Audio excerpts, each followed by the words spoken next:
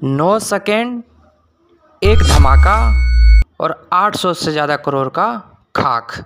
राजधानी दिल्ली से सटे नोएडा में 28 अगस्त 2:30 बजे एक ऐसा धमाका हुआ जिसकी गूंज इंटरनेशनल और नेशनल मीडिया में रही और दुनिया भर के लोगों का नज़र इस पर रहा। जी, मैं बात कर रहा हूँ ट्विन टावर की, जिसे सब जानते हैं कि इसे धराशायी किया गया, क्यों किया गया, ये सब के मन में सवाल है।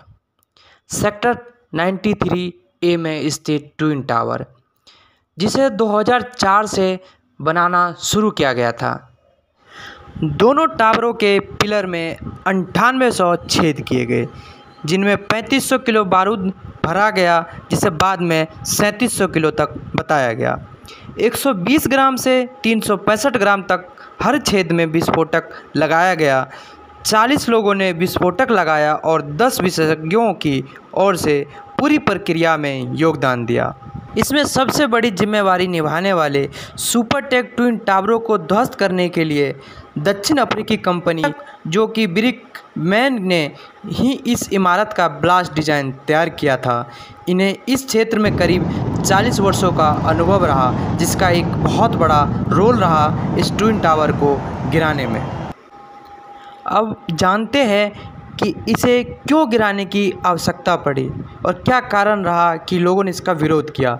जब Supertech emerald court housing society को पहली बार बनाने की मंजूरी मिली थी, तब यह योजना 14 टावर और 9 फ्लोर की थी। बाद में प्लान में संशोधन किया गया और बिल्डर को प्रत्येक टावर में 40 फ्लोर तक बनाने की अनुमति दी गई। मूल योजना के अनुसार जहां गार्डन था, वहां इस टावर का निर्माण किया गया।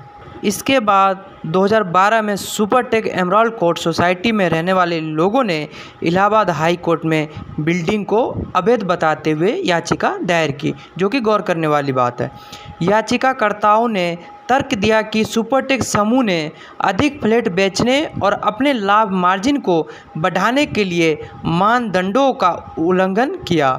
इलाहाबाद हाई कोर्ट ने 2014 में प्राधिकरण को आदेश दायर करने के तारीख से 4 महीने के भीतर खुद के खर्च पर टावरों को ध्वस्त करने का निर्देश दिया। इसके बाद भी यह मामला रुका नहीं। मामला सुप्रीम कोर्ट में गया। पिछले साल अगस्त में कोर्ट ने टावर को गिराने के लिए 3 महीने का समय दिया, लेकिन तकनीकी दिक्कतों को देखते हुए इसे बढ़ाकर 1 साल तक कर दिया। बायर्स और ऑनर के बीच काफ़ी लंबे समय के बाद चलते हुए मामलों के बाद आखिरकार जीत बायर्स की हुई और कोर्ट ने उनके पक्ष में फैसला सुनाया और वो दिन आ गया जब 28 अगस्त 2022 को 2:30 बजे का समय मिला, जिसे ध्वस्त किया जाना था। वह आखिरी रात था जिस दिन खुद RK अरोड़ा ने कहा था कि वो रात भर सो नहीं पाए थे। इसलिए नहीं कि उनके 800 करोड़ का सपना भ्रष्टाचार पे वो टूटने वाला था, बल्कि इसलिए कि अधिक नुकसान हुआ तो आसपास की भरपाई और कैसे होगा। आपको बता दिया जाए इसमें कि लगभग इसे तोड़ने में लगभग 18 करोड़ रुपए लगे, जिसमें 5 करोड़ RK अरोड़ा ने दिया, बाकी 13 करोड़ मलबा बेचकर निकाला गया। खैर, ये बात यहीं तक रुकती नहीं है।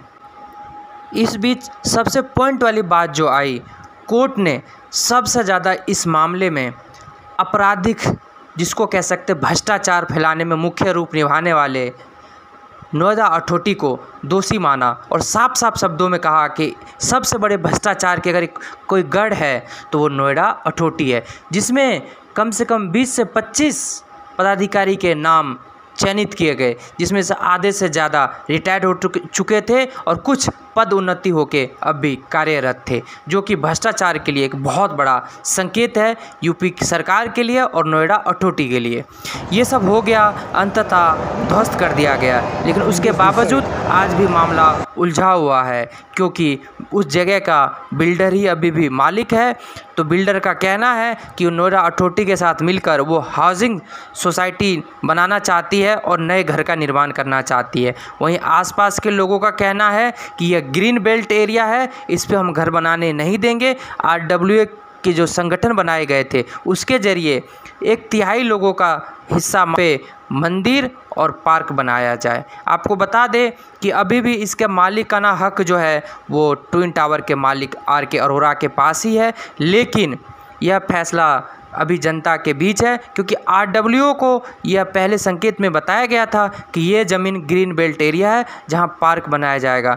उसे वापस अपने हक के लिए वो फिर से चुनौती देने को तैयार है और वो उस जगह पे राम मंदिर बनवाने के लिए अपनी बात को आगे रख रहे हैं। मामला अभी आगे कोर्ट में फिर जाएगा। आगे की बात जुड़े रहिए, देखते रहिए आपकी वॉइस।